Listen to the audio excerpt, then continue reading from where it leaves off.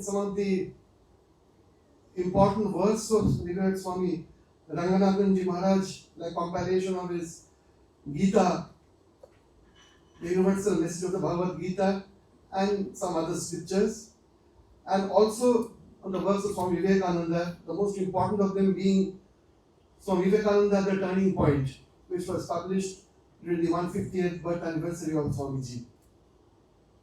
We are very privileged to have Maharaj with us today, and I would offer my pranams to him and request him to kindly deliver his address. Maharaj.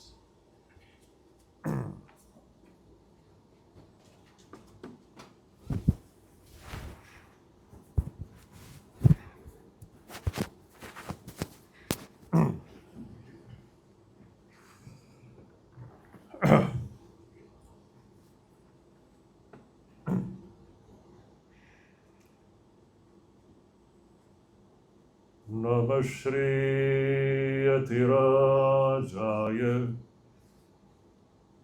Vivekananda Suraye Satchit Sukha Swarupaya Swami Netapahari Hari Om Tat Sat Hari Om Tat Sat Hari Om Tat Sat.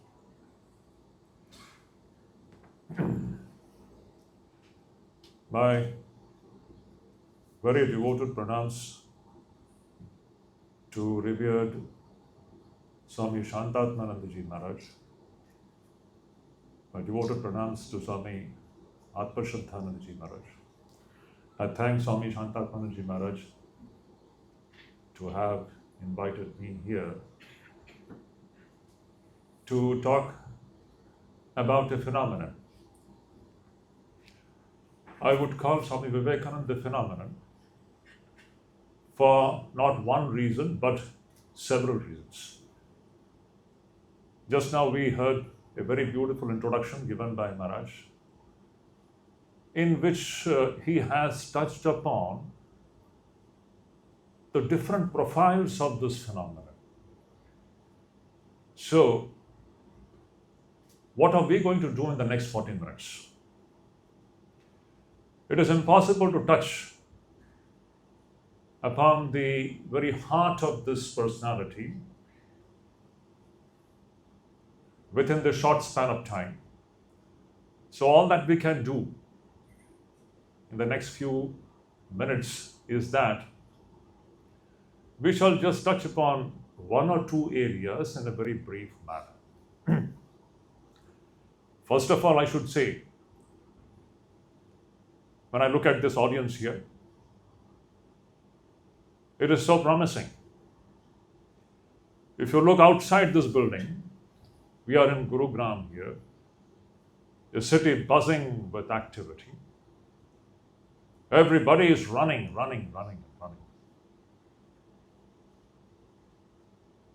Ask them, why are they running and where are they heading towards? Why I'm saying this is that it's a very interesting thing. A few days back, I was in Dehradun and there was a program there. Those who have visited our Dehradun ashram, you will see that just outside the ashram, there is a crossroad, a juncture, and there Swami Vivekananda's one statue has been installed. And when I was going to the ashram from the airport, my car was stuck up in that juncture for almost 10 minutes. And I was seeing one very interesting thing. In the center of that juncture is Swami Vivekananda's beautiful statue. And surrounding that, vehicles after vehicles, thousands and thousands of them, they are passing. But no one has got time to even cast a glance on this statue which has been put there. No, it was just stimulating some thoughts in my mind. Like that, you will find such statues put in many places all over India. But do we really pay attention to this statues of Swami Vivekananda and what is it conveying? The society is busy, everybody is simply running. We don't take time to pay attention to this great personality and what he symbolizes. That is why I'm so glad to see in the midst of this buzzing city, extremely buzzing city, at least there is one small group of people here. All of you have taken time to come to the ashram here, and with an earnestness and eagerness to listen something about these three great personalities. Today Swami Vivekananda and tomorrow Sri Ramakrishna and Sharda Devi. Anyway, let me come to Swami Vivekananda.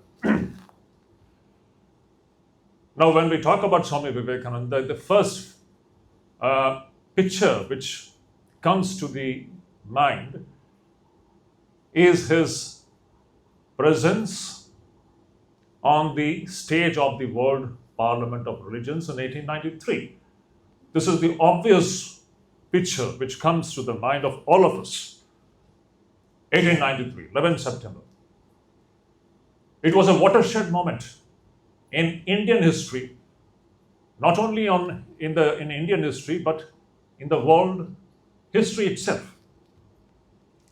I refer to that incident as a turning point event. Why it was a turning point event? Now see, our subject is Swami Vivekananda and awakening. It's not only the awakening in the context of India, but it is in the context of the entire globe itself. Vivekananda's mission was a global mission, in and through India.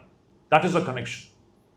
He wanted to bring about a Prabuddha Bharat, and in and through a Prabuddha Bharat, he wanted to bring about a Prabuddha Vishwam, an awakened global order, an awakened humanity in and through awakened India. This was Vivekananda's mission. A statement from Vivekananda which is coming to my mind, this context. Perhaps it was in 1896 when he was in London. There he makes a very significant statement. Swamiji says, I'm talking about 1896. He has spent almost 3 years in America, and from America he has come to the continental Europe, and there in London, Swami Vivekananda is making this statement, and he is saying that, just look at his vision. See, we are talking about Vivekananda's mission of awakening the entire humanity itself. Swamiji makes a very important statement there. What did he say? He said, actually he didn't say it, he wrote it down. He was writing something. He says that, in America, I have just started my work. Every sentence is important.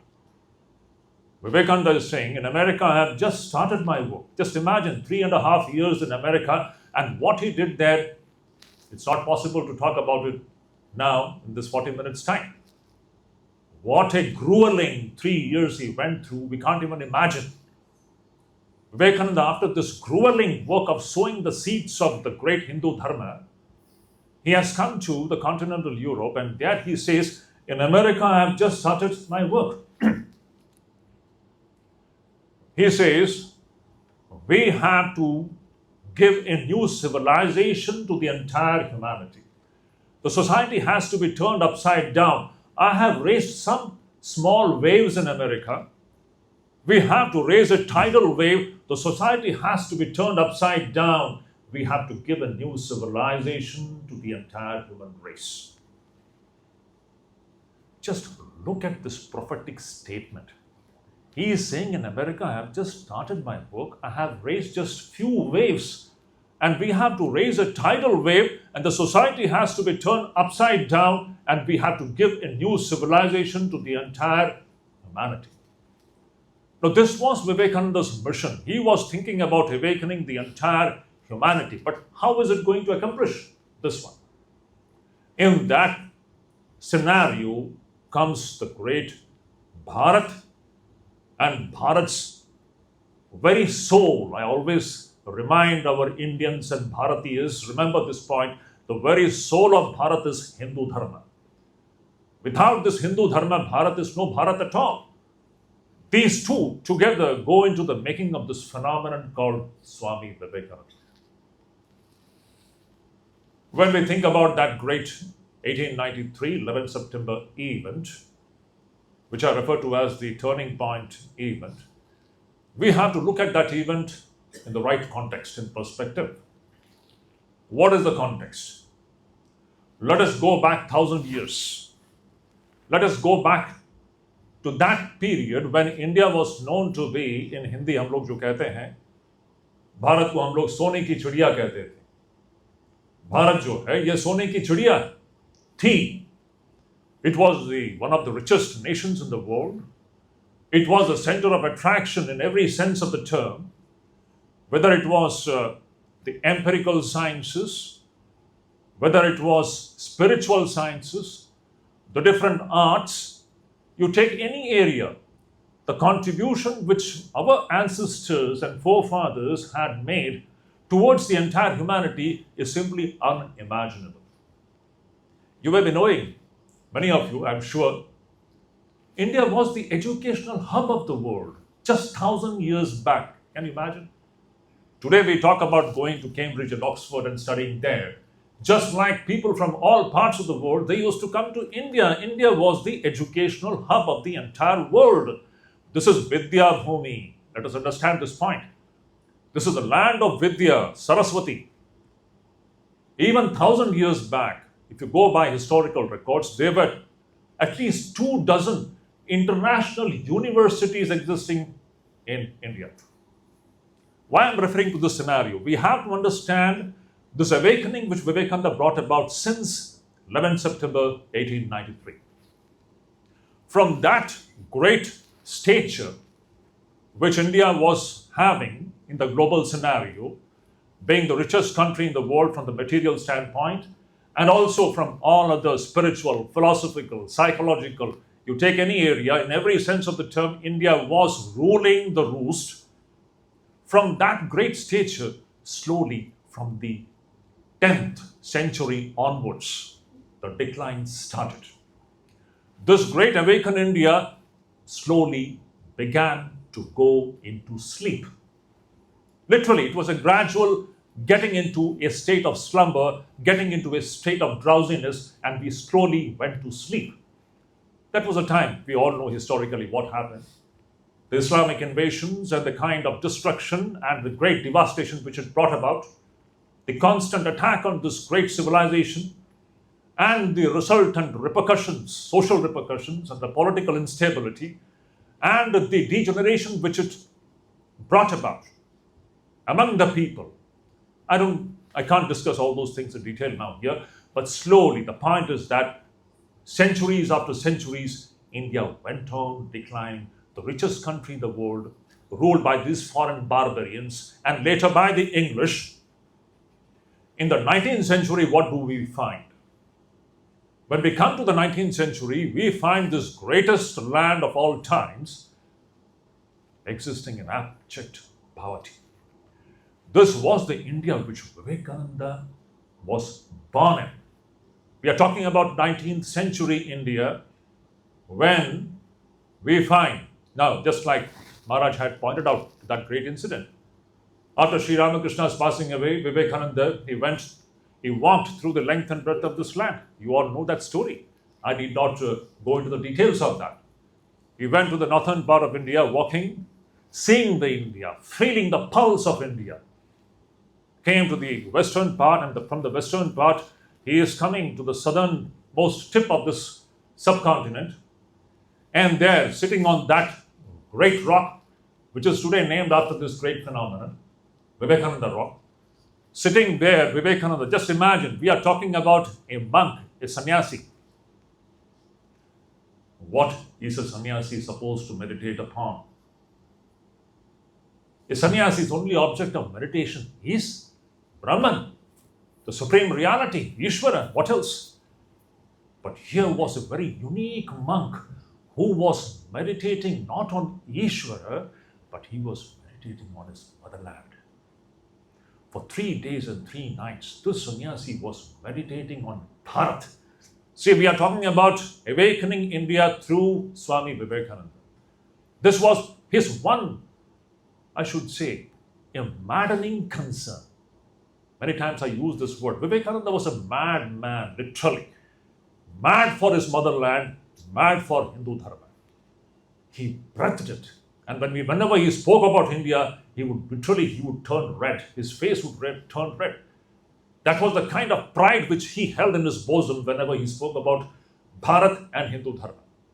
So just imagine this great sannyasi is standing, he is meditating there on the Vivekananda rock, today Vivekananda rock. And what is he seeing? He is looking into the past glory of Bharat. What great achievements this land had attained, and what great contributions it had made to the entire world economy. That great land he is seeing during his time had come to a state of abject poverty. The richest country had come down to a state where he was seeing it was inhabited by 30 crore half-naked men and women. These are the words, Vivekananda's own words.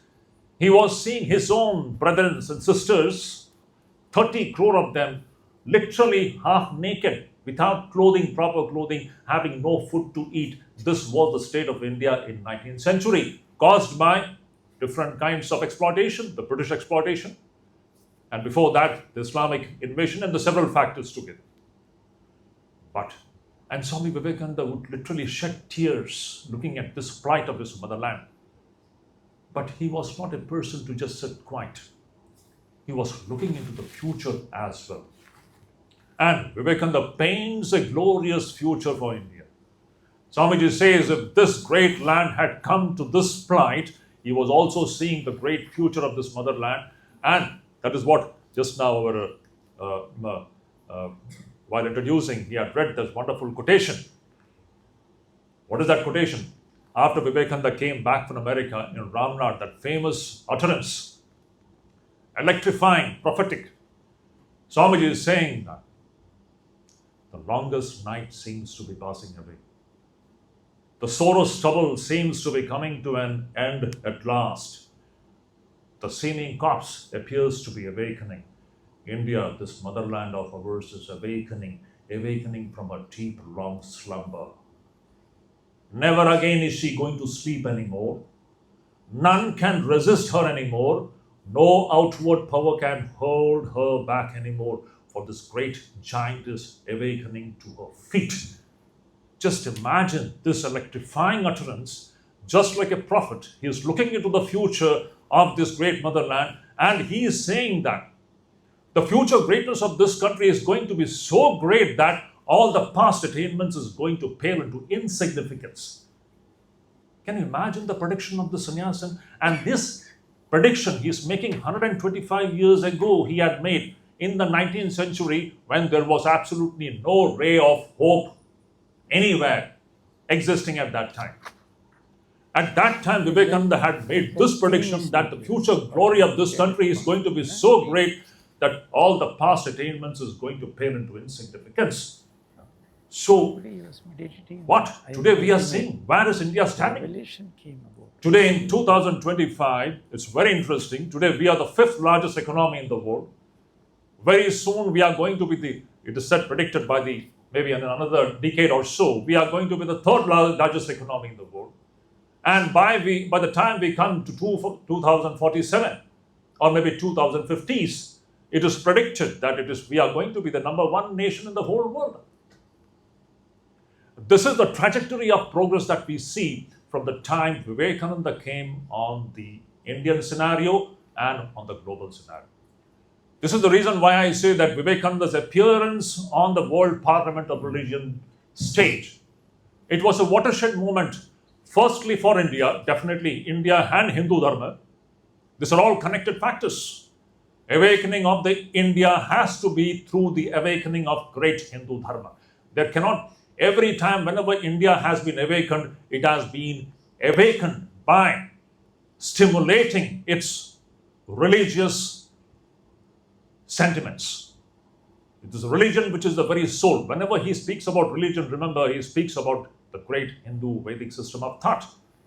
He was the proudest Hindu ever born. I always say, today we need to learn this lesson. Anyway, then, how are we going to awaken this land? Just imagine, I'm talking about that great incident where he was sitting and meditating on that Vivekananda rock and he was visualizing this is the great India which is going to come in the future. And then with this idea, he went to America. He went to America. Initially, he went to America, though he was a deeply spiritual person. But initially, his plan of going to America was not to spread Vedanta and all. He wanted to bring money from that. Can you imagine? This one sannyasi who doesn't have a single paisa in his pocket, he is planning to go to the US to bring money from there so that he can do something for his motherland. This is the passion which this great personality had in his bosom, which we have to learn today. We have to have some ideal and some philosophy when it comes to what are we doing in this land. We have some great goal before us. In today's scenario, if you just see, we have a great responsibility and onus on everyone's shoulder. So Vivekananda went to America initially with the intention of bringing money from there, but after all, later on the whole thing, it took a different form. He sowed the seeds of Hindu Dharma, Vedanta in America, and because of that, India was awakened. Now let me just talk a little bit about that great event, the 11th September 1893 event.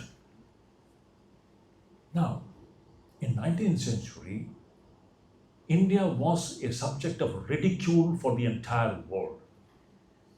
Hinduism was a subject of absolute ridicule and joke for the entire world. Not only for the entire world, we Hindus ourselves had started to look down upon Hindu Dharma. We had lost faith in the great religion of our ancestors. We had lost faith, that Atma Vishwas in our own self. This was the psychological state of this entire country at that time. What to do? How to awaken the sleeping soul? As I said, for the last 1,000 years, India was slowly going into the state of slumber and sleep. India need to be given an electric shock to awaken it, to once again make it stand on its own feet. And that's why, if you just note that 11th September lecture of Vivekananda, definitely all of you have read that lecture. You should revisit that lecture. It's worth just 3 minutes lecture. Just hardly 45 lines, if I'm not wrong. In this short 45 lines, if you just count it, if you just see, what is he saying? Look at his first sentence. See, I'm talking about awakening. The world is going to be awakened by an awakened India, and India is going to be awakened by an awakened Hindu Dharma. This was his plan, to put it very flatly in black and white. His first sentence there, on 11th September, to that august audience, standing in the platform of Chicago, he is saying that, I thank you in the name of the most ancient order of monks in the world. Just imagine the first sentence which this great prophet of the modern times uttered. What did he say? He is thanking the entire globe in the name of what? In the name of the most ancient order of monks in the world. The question is, which is this most ancient order of monks in the world? The great Hindu Dharma. Second sentence, he is saying that I thank you in the name of the mother of all religions. Look at every sentence. Now, this is all impromptu speech, okay? He didn't come prepared. It is literally Mother India was speaking through him. It was the very soul of India, the Hindu Dharma, was speaking through him. He is saying that I thank you all in the name of the most ancient order of monks in the world. I thank you in the name of the mother of all religions. And the next sentence he says, I thank you in the name of the millions and millions of Hindus of all classes and sects. In the first three sentences, he is thanking the entire world in the name of Hindu Dharma. Can you imagine? This is the turning point. And then his lecture goes, wonderful speech. He's 4 times he is using the word I am proud. I am proud to belong to. I am proud to belong to. I am proud to belong to. I am proud to belong. Proud to belong to what? I am proud to belong to this religion. I am proud to belong to this motherland. I am proud to belong to this religion. I am proud to belong to this motherland. It was an electric shock which he gave, in and through which India and the Hindus started to understand the glory of Bharat and the glory of Hindu Dharma. We are talking about awakening. This is how Vivekananda instilled and stimulated and gave an electric shock to the sleeping India and the sleeping Hindus to understand what their forefathers had left behind for them in the name of a great heritage, the great spiritual heritage. And this was the starting point. And then, of course, his mission starts.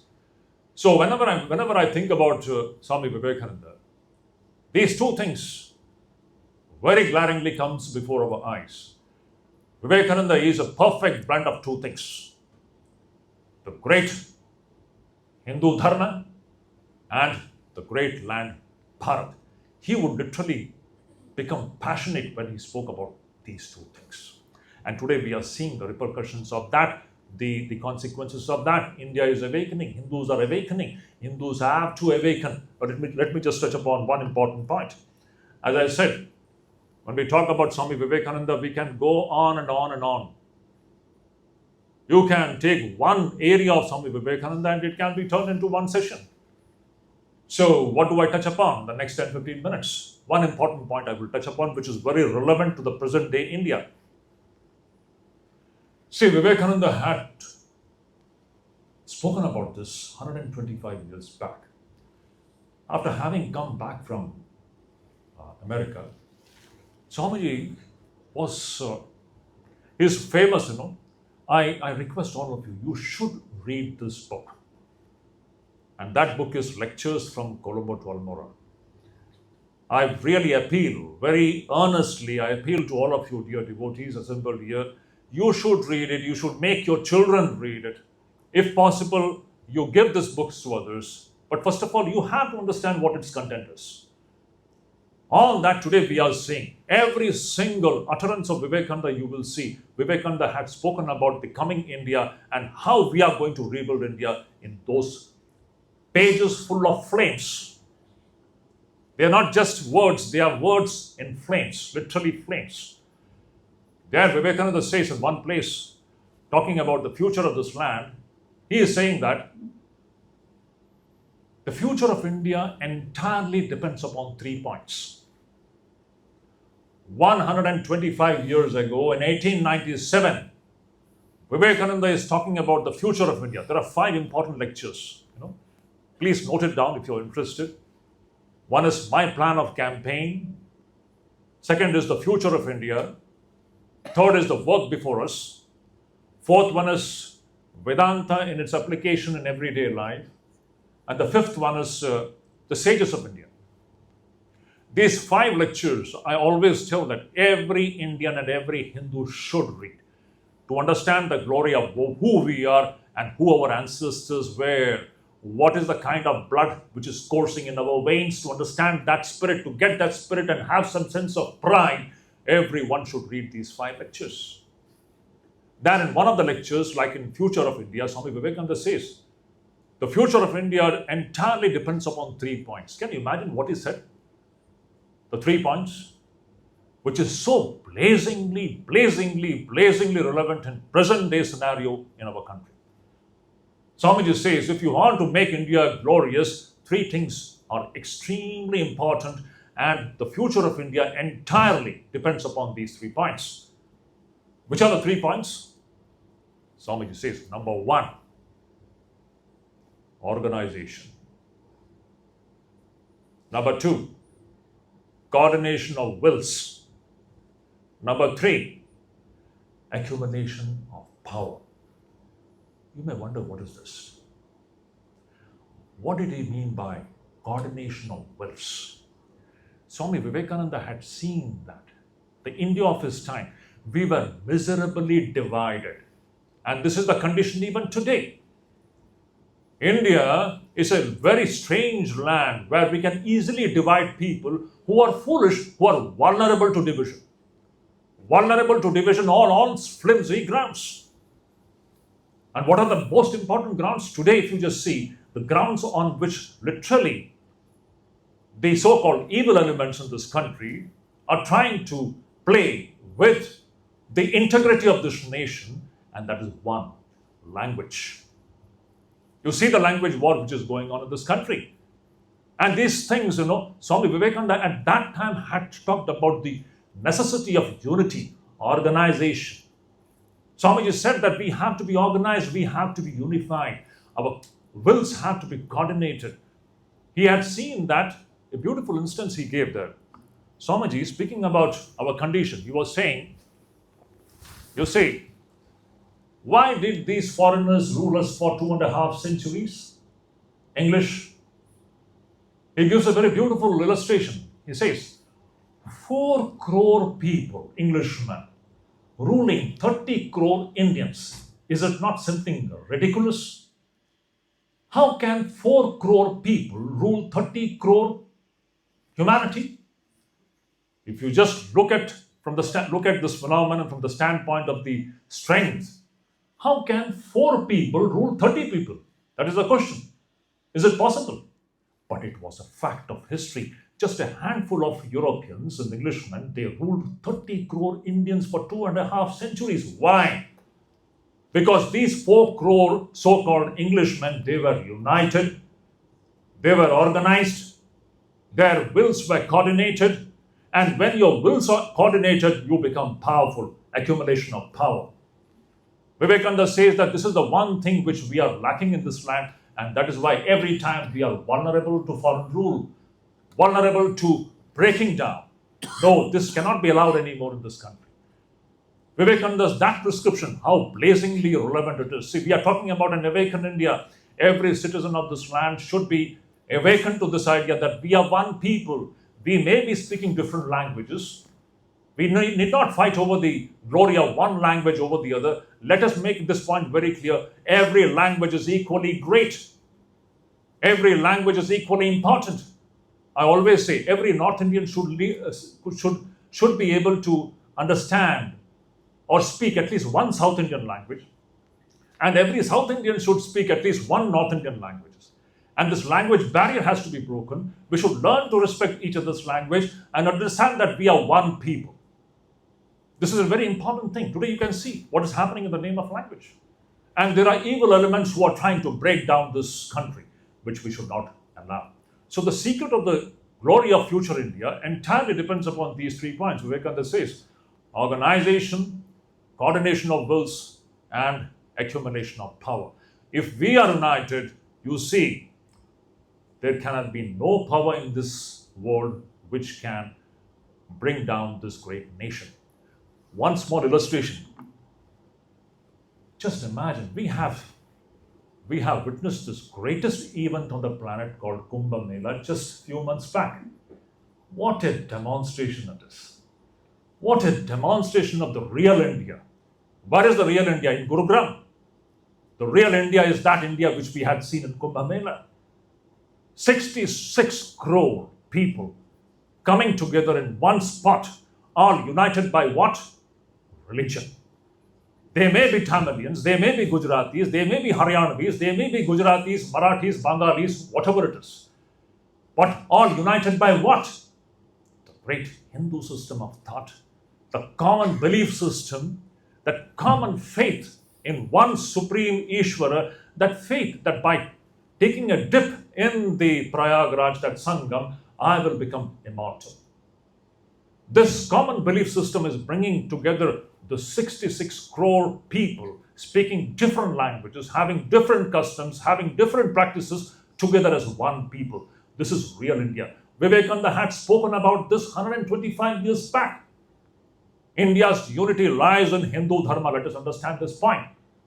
In one place he had mentioned, if Hinduism goes away, remember, my dear children, within 3 generations, India will be dead and gone.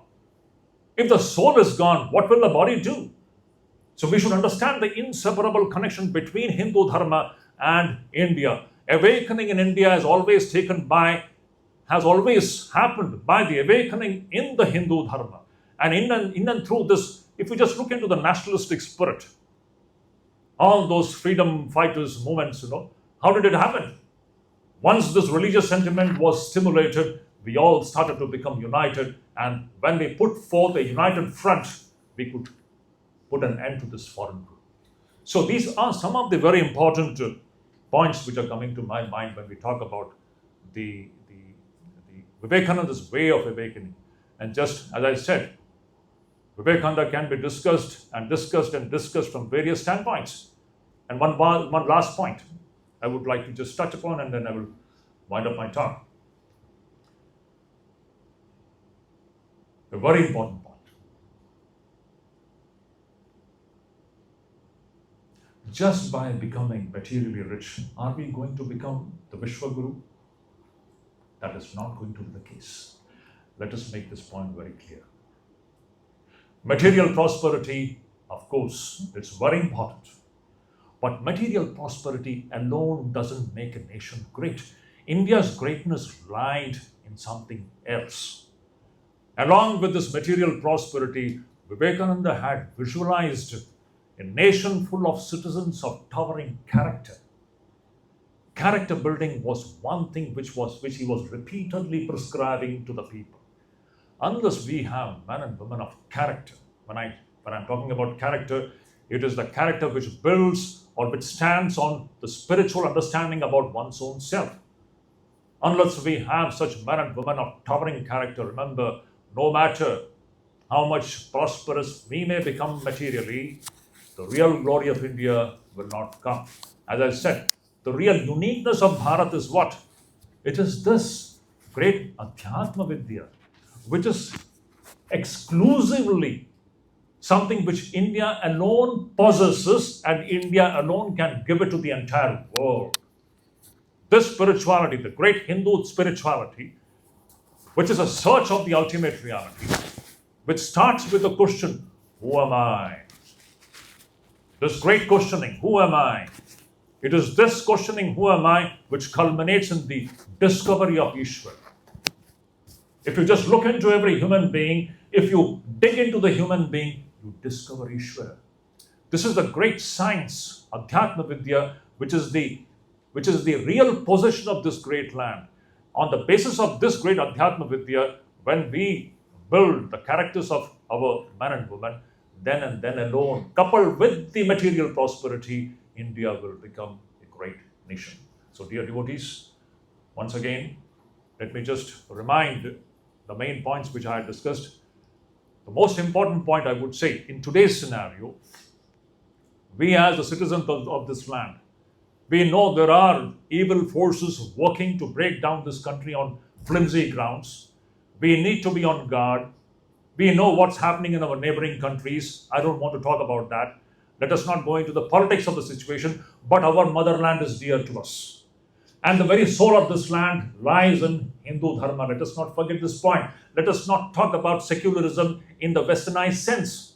Hindu Dharma and Hindu society alone is the one system which can embrace the entire globe as one family. This philosophy doesn't exist in any other system. Let us make this point very clear.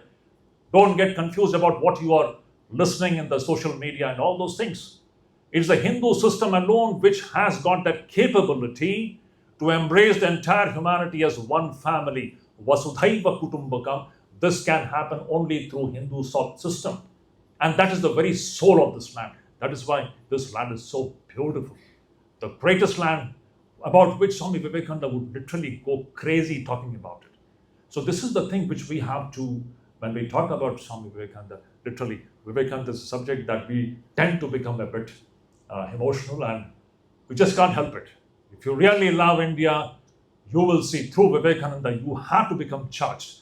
That's why I appeal to you earnestly, dear devotees, please read that book very seriously. Lectures from Colombo to Almora, you read it, you give it to others, give it to your children. Everyone should read, and especially those 5 lectures, everyone should read. I once again thank Swami Shantaratmananji for having given me this chance to deliberate upon this very important subject. Of course, tomorrow also we'll be meeting. Tomorrow's subject is going to be of different kind. Tomorrow it will be very mild. Today it has been a bit charged. Tomorrow we will have Holy Mother. It's a different, altogether a different mood. Then we have Sri Ramakrishna. So let's meet tomorrow again. Thank you so much.